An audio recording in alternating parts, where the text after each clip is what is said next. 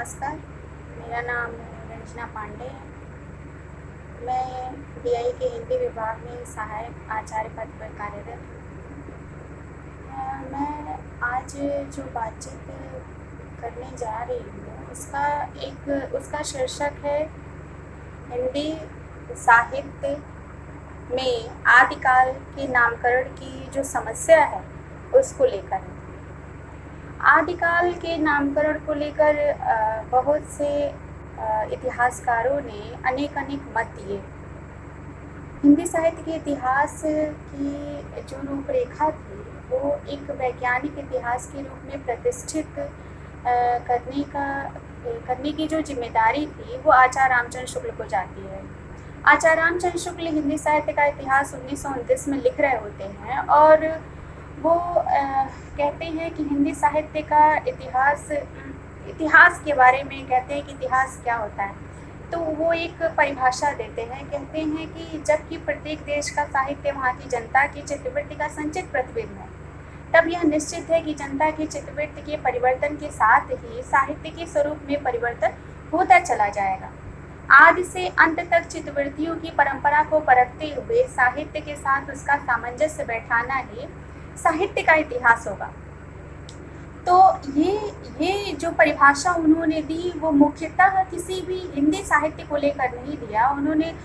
जो परिभाषा दी वो आपका एक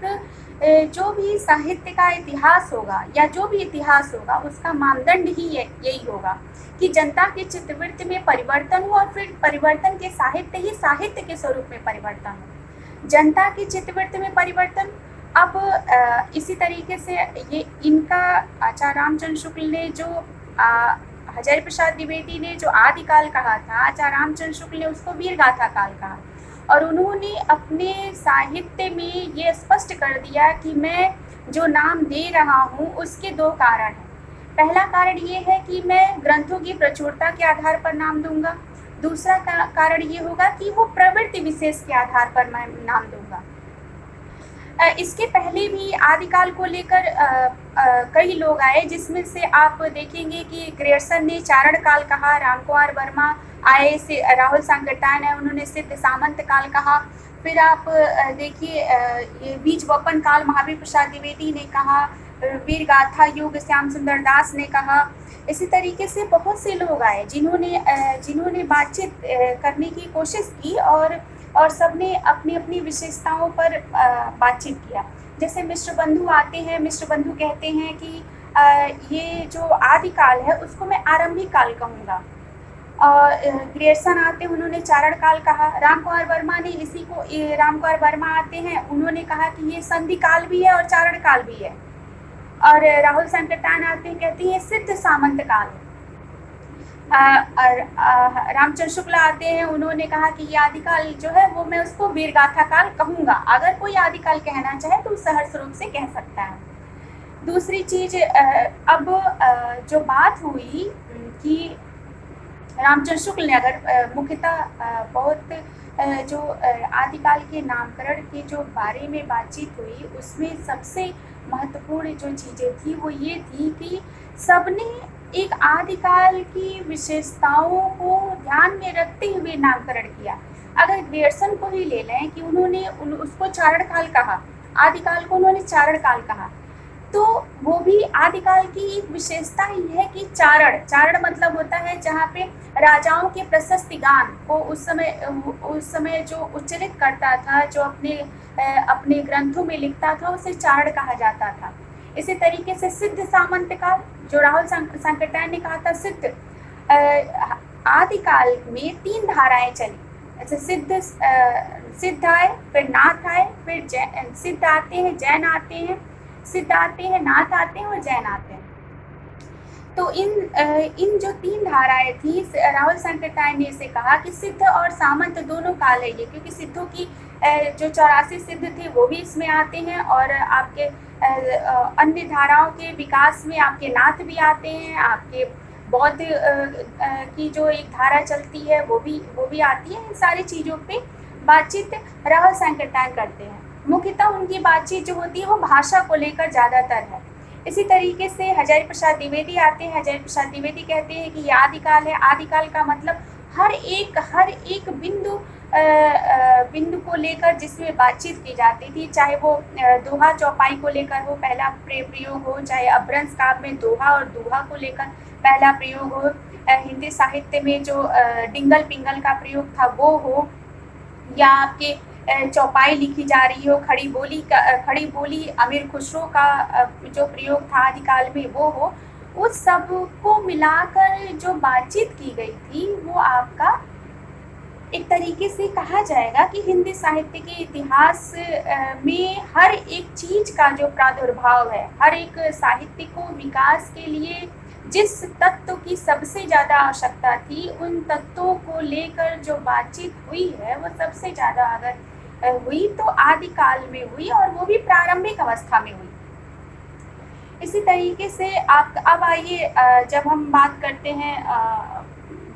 बात कर रहे हैं तो रामचंद्र शुक्ल के बारे में बातचीत कर लिया जाए। तो रामचंद्र शुक्ल ने कहा कि मैं आदिकाल को वीर गाथा काल कहूँगा। आदिकाल को वीर गाथा काल कहने के पीछे उनका मंतव्य ये था कि उन्होंने पहले ही हिंदी साहित्य के इतिहास में ये आपका क्लियर कर दिया था कि देखिए, हिंदी साहित्य के इतिहास में अगर मैं बातचीत कर रहा हूँ किसी भी अगर मैं आदिकाल को वीर गाथा काल कहूँगा, या आपका भक्ति काल कह रहा हूँ, पूर्व मध्यकाल और उत्तर मध्यकाल को, पूर्व मध्यकाल को भक्ति काल और उत्तर मध्यकाल को रीति काल कह रहा हूँ, और आधुनिक काल को अगर मैं गद्य काल कह रहा हूँ, तो उसके पीछे भी मेरी दो उस नामकरण के पीछे भी मुझे उस नामकरण को रखने के पीछे मेरे दो कारण हैं। पहला, प्रवृत्ति विशेष के आधार पर क्योंकि उन्होंने अपने साहित्य के इतिहास में क्लियर कर दिया था, स्पष्ट कर दिया था कि देखिए, साहित्य के इतिहास में कहा था कि जनता की चित्तवृत्ति बदलेगी तो साहित्य के स्वरूप में परिवर्तन होगा। इसी तरीके से उन्होंने कहा कि देखिए, मैं 12 रचनाओं के आधार पर वीर गाथा काल का नामकरण करूंगा, और अपने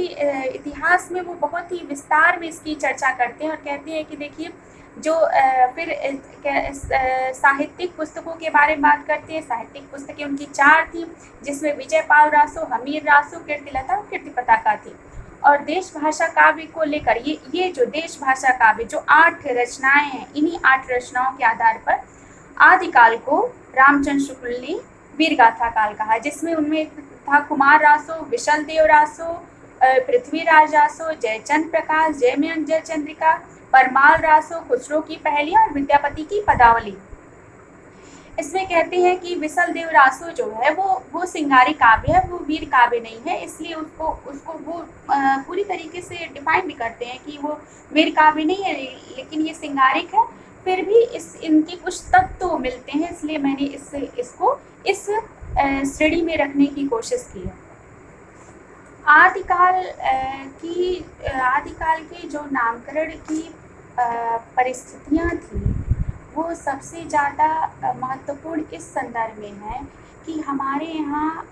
जब हिंदी साहित्य का इतिहास का विकास हुआ तो उसमें आप दोहा की जो शुरुआत हुई वो सबसे पहले अपभ्रंश काव्य में ही होती है, और इसको अपभ्रंश काव्य में होती है और इसको परिभाषित करने के लिए उन्होंने रामचंद्र शुक्ल ने अपने हिंदी साहित्य के इतिहास के प्रारंभ में ही स्पष्ट कर दिया कि जिस तरीके से वो लिखते हैं, आपको मैं पढ़ के बताती हूँ। वो लिखते हैं कि प्राकृत की अंतिम अपभ्रंश अवस्था से ही हिंदी साहित्य का आविर्भाव माना जाता है। कहते हैं कि प्राकृत की अंतिम अपभ्रंश अवस्था से ही हिंदी साहित्य का आविर्भाव माना जाता है। उस समय जैसे गाथा कहने से प्राकृत का बोध होता था, वैसे ही दोहा या दूहा कहने से अपभ्रंश या प्रचलित काव्य भाषा का पद समझा जाता है। अपभ्रंश या प्राकृताभास हिंदी के पदों का सबसे पुराना पता तांत्रिक और योग मार्गी बौद्धों की सांप्रदायिक रचनाओं के भीतर विक्रम की 7वीं शताब्दी के अंतिम चरण में पता चलता है। इसका मतलब ये है कि जब आदिकाल का आगमन हुआ, आदिकाल 1050 से 1375 तक आचार्य रामचंद्र शुक्ल मानते हैं, संवत 1050 से 1375 तक। तो इस आदिकाल में सबसे ज़्यादा जो चीज़ें महत्वपूर्ण है वो ये हैं कि एक तरफ सिद्ध आते हैं, सिद्धों की वाणियों से, सिद्धों की तंत्र मंत्र योग साधना से, और तंत्र मंत्र तो जो था वो पूरी तरीके से जो सामान्य लोक जनता थी वो उसको ग्रहण नहीं कर सकती थी, क्योंकि वो हठ योग साधना से जुड़ा हुआ था, वो व्यवहारिक और सहज और प्रेम से नहीं जुड़ा हुआ था। इसलिए सिद्ध साहित्य में जो 84 सिद्ध हुए, 84 सिद्धों की जो वाणियाँ हैं वो मुख्यतः तांत्रिक योग साधना, हठ योग साधना, कुंडली जागरण, इन सब को लेकर थी, जिसमें कुछ हद तक जैसे सरहपा के पदों को देखेंगे और आप कढ़पा के पदों को देखेंगे, जो हिंदू जो जैन काव्य परंपरा में है, संदेश रासक जो अब्दुल रहमान का है, उसमें आप देखेंगे कि उसमें इतना हठ योग साधना या आपके तंत्र मंत्र और भयभीत करने वाली जो बातें थी वो नहीं थी। वो मुख्यतः गुरु की वंदना से है, ज्ञान से है, व्यवहार से है। दोनों पक्षों में दोनों पक्षों पर ये बातचीत होती है। और इसी तरीके से मुझे लगता है कि जो आपका विकसित हुआ ये नाथ साधना, तो नाथ जो सिद्ध साहित्य था, सिद्ध साहित्य में जो सरहपा का दोहा कोश है, दोहा कोश की सबसे बड़ी विशेषता ये है कि इसमें गुरु की वंदना को लेकर जो बाहरी आडंबर की जो बातें थी, बाह्य आडंबर को दिखाने वाली बातें, चाहे वो ज्ञान के क्षेत्र में ही क्यों ना हो, उन सब पर उन्होंने प्रश्न चिन्ह खड़ा किया। जैसे सरहपा का एक बहुत ही महत्वपूर्ण पद है जिसमें वो कहते हैं कि आगम वेद पुराण ये पंडित माण बहंत पक्क सिरि फले अलेजी बाहरी भ्रमंत। इसका मतलब ये है कि आगम वेद पुराण, ये आगम वेद और पुराण को पढ़ने वाला पंडित, पंडित मतलब जो ज्ञानी है, आगम वेद पुराण ये पंडित माण बहंत पक्क सिरि फले, पक्क सिरि फले मतलब जो एक बेल है, बेल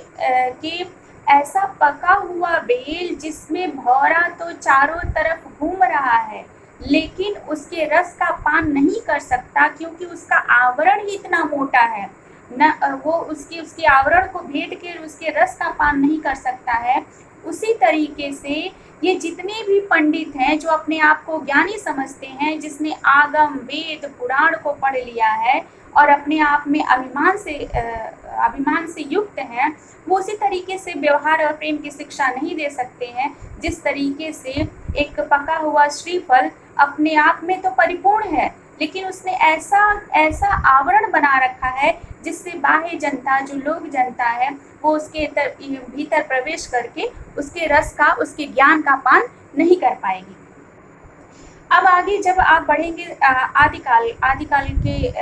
परिस्थितियों को लेकर जब आगे बढ़ेंगे तो आप देखेंगे कि जिस तरीके से सिद्ध साहित्य में कढ़पा आते हैं, सरहपा आते हैं, ये कढ़पा, सरहपा, लुइयप्पा, ये जितने भी आते हैं, उन्होंने एक तरीके से बहुत 84 सिद्धों में अधिकांशतः जो सिद्ध थे वो हठ योग साधना, तंत्र मंत्र साधना को ही लेकर आगे बढ़ते हैं। और इसी की अगली, और हाँ, सिद्ध साहित्य ज़्यादा समय तक समाज में व्याप्त इसलिए नहीं रह सका क्योंकि उसमें महासुखवाद का प्रवर्तन किया गया। महासुखवाद के प्रवर्तन पे उन्होंने कहा कि जब तक स्त्रियों का संभोग नहीं होगा तब तक हम महासुख की प्राप्ति नहीं कर सकते हैं। वो सिद्ध साहित्य के ह्रास का, सिद्ध साहित्य के एक तरीके से विनाश का सबसे बड़ा कारण ये था कि उन्होंने कहा कि महासुख जो है वो इस तरीके से ज्ञान की प्राप्ति, गुरु की वंदना और प्रेम की अनुभूति से नहीं होगा, सीधे वो स्त्री से जोड़कर देखते हैं। इसके बाद आपका जो नाथ साहित्य आता है, नाथ साहित्य में 9 नाथ होते हैं और 9 नाथों में आपके मच्छिंद्रनाथ, गोरखनाथ, मच्छिंद्रनाथ के जो गुरु थे वो जलंधर, ये सारे लोग आते हैं। और इन नाथों ने सिद्धों से हठ योग साधना तो लिया, इन्होंने हठ योग साधना भी लिया, इन्होंने तंत्र मंत्र भी लिया, लेकिन सबसे बड़ी विशेषता, सबसे बड़ा काम ये किया कि उन्होंने महासुख का जो प्रवर्तन सिद्ध साहित्य ने किया था, उस महासुख का प्रवर्तन की जो बातें थी वो नाथ साहित्य ने यहाँ पे परिवर्तित कर दी। जो सिद्ध साहित्य ने कहा कि स्त्रियों के संपर्क से ही हमें महासुख की प्राप्ति हो सकती है, वो नाथों ने इसका खंडन किया और पूरी तरीके से कहा कि नहीं, ना अगर हमें महासुख की अनुभूति और आस्वाद करना है तो हमें ज्ञान की प्राप्ति करते हुए हमें भक्ति करने में लीन होना है, तब हम इस महासुख की ओर उन्मुख हो सकते हैं। और तभी आप ये भी आप जानिए कि जब हिंदी साहित्य के इतिहास की बात की जाती है और निरूढ़ काव्यधारा की बात की जाती है तो सबसे पहले हम कबीर का नाम लेते हैं ज्ञान मार्गी धारा में। और ज्ञान मार्गी धारा में जो कबीर हैं वो पूरी तरीके से नाथ साहित्य की परंपरा को लेकर ही आपके भक्ति काल में जाते हुए देखने को मिलते हैं। तो अब जब आपके नाथ आते हैं जिसमें गोरखनाथ आए, गोरखनाथ ने एक तरीके से नाथ साहित्य की सिद्ध साहित्य की एक बहुत सी कुरीतियाँ थी उसको दूर करने का काम नाथ साहित्य की परंपरा ने किया, लेकिन उस हद तक वो भी नहीं जुड़ पाए जिस हद तक भक्ति काव्य की धारा के लोगों ने और खासकर कृष्ण भक्ति मार्गी धारा के लोग जो है वो लोग से संवाद कर पाते, उस धारा से न ही नाथ जुड़ पाए और न ही सिद्ध जुड़ पाते, क्योंकि इनके में सहज साधना और सहज प्रेम और सहज अनुभूति और सहज अभिव्यक्ति को लेकर बल नहीं दिया गया। मुख्यतः क्या बल दिया गया?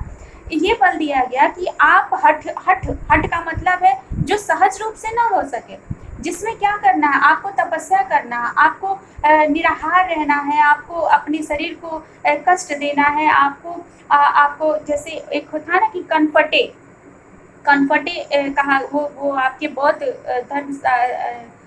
धारा में आप जाएंगे तो कनफटे कहा जाता है। कनफटे सिद्ध, कनफटे जो ब्रज यान की जो शाखा थी उसमें श्वेतांबर और दिगंबर की बात की जाती है। वो सारा क्या था, वो एक ये था कि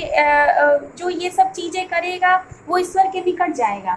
ईश्वर इस कठिन और असाध्य तप से कभी नहीं पिघलता। ईश्वर प्रेम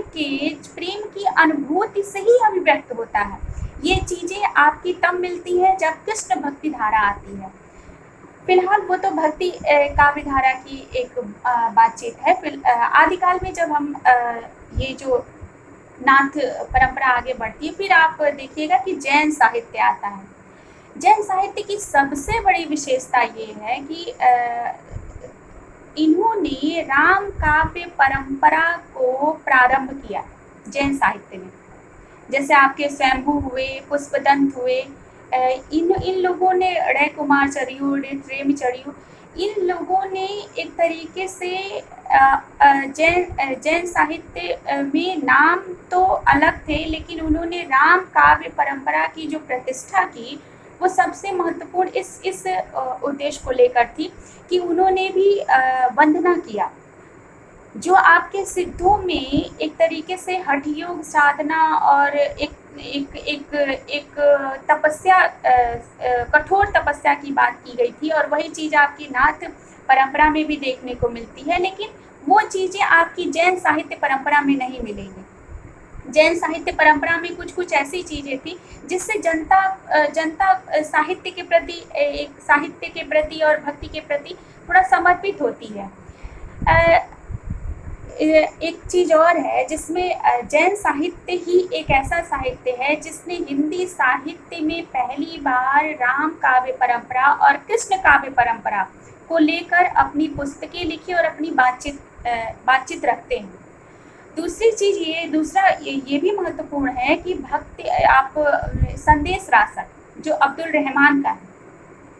संदेश रासक को कहा जाता है कि हिंदी साहित्य में ये पहला वियोग काव्य है,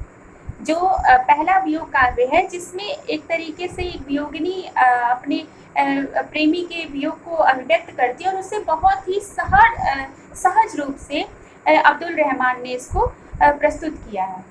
तो इन सारी चीज़ों को जब हम देखते हैं आदिकाल के संदर्भ में, और आदिकाल के अगर नामकरण को लेकर बात की जाए या कहा जाए कि आदिकाल के पूरे परिवेश के बारे में बातचीत की जाए, तो आदिकाल का पूरा परिवेश आपको मोटा तीन भाग तो देखने को मिलेंगे ही, जिसमें सिद्ध है, आपके नाथ हैं और जैन साहित्य है। और इसमें आपको सिद्धों में आपको ये देखने को मिलेगा कि कैसे दोहा और दोहा की शुरुआत होती है। नाथों में कैसे आपको देखने को मिलेगा कि जहाँ पे कुछ कुछ बाह्य आडंबर का विरोध किया जाता है, और जैन काव्य परंपरा में आप सीधे सीधे राम और कृष्ण की काव्य परंपरा में आप लीन होने के लिए एक रास्ता तलाश लेते हैं। इन सारी चीज़ों पे जब बातचीत करते हैं और जब नामकरण पे आते हैं कि जैसे ग्रियर्सन ने चारण काल कहा, राहुल साकरताय ने सिद्ध सामंत काल कहा, हजारी प्रसाद द्विवेदी ने आदि काल कहा और रामचंद्र शुक्ल ने वीर गाथा काल कहा। तो अगर इस नामकरण को ही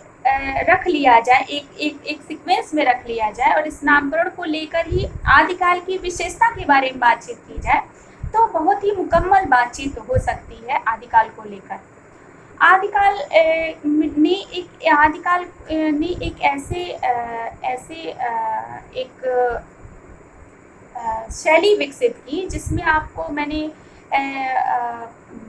बताने का प्रयास किया था थोड़ा पहले कि इस लेखनी में सबसे जो बल दिया गया था वो डिंगल और पिंगल भाषा को लेकर था कि काव्य शैली कैसी होगी, तो डिंगल और पिंगल होगी। डिंगल में क्योंकि देखिए आदिकाल है और आदिकाल में आचार्य रामचंद्र शुक्ल जो वीर गाथा काल कहते हैं वो 1050 से जो 1375 है, या कहा जाएगा कि संवत 1050 से 1375 या 1000 से लेकर 1300 तक का ये जो समय था वो वीरता युक्त राजा सामंत इन सारे जो तत्व थे, सामंतवादी परिवेश, वीरता पूर्ण राजाओं का योगदान या उनका प्रदर्शन, ये सारी चीजें थी। तो मुख्यतः जो परिवेश था वो वीरतापूर्ण ही था। इसी तरीके से इसीलिए इनमें मुख्यतः दो पद्धतियों में लेखनी शैली की जा रही थी, जिसमें डिंगल था और पिंगल था। डिंगल में क्या था कि अपभ्रंश मिश्रित ब्रज भाषा थी जिसमें वीर गाथा काव्य लिखा जा रहा था। और पिंगल में ये होता था कि पिंगल वो उस जिसमें श्रृंगारिकता होगी, जिस काव्य में जिस पद में श्रृंगारिकता होगी वो पिंगल भाषा में लिखी जाएगी। पिंगल राजस्थानी मिश्रित ब्रज भाषा थी। तो इस तरीके से ये एक तरीके से कहा जाएगा कि आदिकाल जो है वो पूरी तरीके से हमारे पूरे हिंदी साहित्य का एक ऐसा काल है जिसमें आपको भक्ति भी देखने को मिलेगा, वीरता भी देखने को मिलेगी, श्रृंगारिकता भी देखने को मिलेगी। आपको ऐसा और ये भी है कि प्रेम भी देखने को मिलेगा, वियोग भी देखने को मिलेगा। तो कहीं न कहीं भक्ति काल में हर एक चीज, हर एक बिंदु पर किसी न किसी लेखनी शैली विशेष का, कथा वस्तु शैली विशेष का, काव्य वस्तु शैली विशेष का, इन सब चीजों का बीज बिंदु पड़ चुका था, जिसका अंकुर फूटता है आपका एक अलग अलग क्षेत्र में। देखेंगे कि वीर गाथा काल में एक तरीके से डिंगल पिंगल की रचनाएं भी हो रही हैं, तो दूसरी तरफ अमीर खुसरो भी हैं जो खड़ी बोली में भी रचना कर रहे हैं। और वो खड़ी बोली में रचना करते हुए वो किसी भी सामंत और किसी भी राजा के परिवेश में के अधीन रहते हुए बातचीत नहीं कर रहे हैं। उनकी पूरी काव्य परंपरा सिर्फ लोक को लेकर है। जैसे कहते हैं, एक थाल मोती से भरा, उसका सिर औंधा धरा, चारों ओर थाल फिरे, मोती उसमें एक न गिरे। तो अब वो पहेलियां, दो सुकने, इन सब के माध्यम से वो बातचीत करने की कोशिश करते हैं और सिर्फ उनका एक ही लक्ष्य होता। वीर गाथा काल में कुछ ऐसे भी, क्योंकि कहा जाता है, वीर गाथा काल की एक विशेषता भी कही जाती है कि आश्रयदाता की प्रशंसा मतलब कवि जो है जिसके आश्रय में रह रहा है, जिस राजा के आश्रय में रह रहा है, उस राजा की अधीनता उसने स्वीकार कर ली। अब उस राजा की प्रशस्ति गान को गाना ही पड़ेगा। लेकिन कुछ ऐसे भी वीर गाथा काल में कवि हुए जिन्होंने कोई भी आश्रयदाता को स्वीकार नहीं किया, जिसमें अमीर खुसरो का नाम लिया जा सकता है।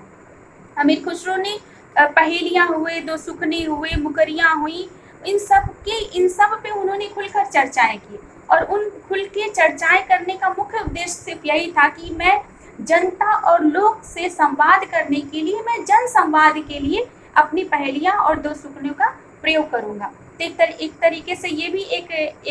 इसका भी बीज बिंदु है कि खड़ी बोली की शुरुआत हो गई, अवधि की भी शुरुआत हो गई, ब्रज की भी शुरुआत हो गई, डिंगल पिंगल की भी शुरुआत हो गई। इन सारी चीज़ों का जो बीज बिंदु था वो आपका आदिकाल में पड़ चुका था। अगर रामचंद्र शुक्ल ने आदिकाल को वीर गाथा काल कहा तो उनका एक ही मंतव्य था कि उनको ग्रंथों की प्रचुरता और प्रवृत्ति उनमें मिली, लेकिन उन्होंने अपने साहित्य की लेखनी में एक चीज कह दिया कि मैं इसको वीर गाथा काल कहना चाहता हूँ, लेकिन अगर कोई आदिकाल कहना चाहे तो उसको कह सकता है। तो अगर कोई कहे कि ग्रियर्सन ने चारण काल कहा, रामकुमार वर्मा ने चारण और संधि काल कहा, आपके राहुल संकटा ने सिद्ध सामंत काल कहा, तो ये कोई भी आलोचक ये नहीं कह सकता कि ये पूरी तरीके से गलत है, क्योंकि ये गलत किसी भी जो इतिहासकार हैं उन्होंने जो आदिकाल का नामकरण दिया वो कहीं ना कहीं उस आदिकाल की विशेषता ही है। बशर्ते जो आदिकाल है वो बहुत ही विस्तार है, उसमें हर चीज समाहित हो सकता है, चाहे कथा वस्तु के रूप में हो, चाहे साहित्य के रूप में हो, चाहे काव्य शैली के रूप में हो, चाहे परंपरा विशेष के रूप में हो, वो हर एक चीज को, क्योंकि ये विशेषण है, आदिकाल एक विशेषण है, तो उन विशेषता को, वो सारी विशेषताओं को अपने में समाहित किया हुआ है, इसलिए ये सर्वमान्य नाम लगता है। बाकी जो नाम आते हैं वो एक आदिकाल की एक विशेषता के रूप में उनको आप परिभाषित कर, एक पर्टिकुलर एक विशेषता के रूप में आप परिभाषित कर सकते हैं। इस तरीके से आदिकाल की जो धाराएं हैं, सिद्ध साहित्य हो, नाथ साहित्य हो और जैन साहित्य हो, इन्होंने भी हमारे हिंदी साहित्य को की उद्भव और विकास में, उसको प्रगाढ़ बनाने में बहुत ही ज़्यादा महत्वपूर्ण योगदान दिया था। अब इस पे आगे भी बातचीत हम करेंगे, आगे भी इसका विस्तार होना है, क्योंकि ये तो एक बहुत ही छोटी बातचीत थी और इस छोटी बातचीत में जितना हो सका उसमें समेटने का काम किया गया है। बाकी बातचीत इसके बाद भी और विस्तार से होगी। धन्यवाद।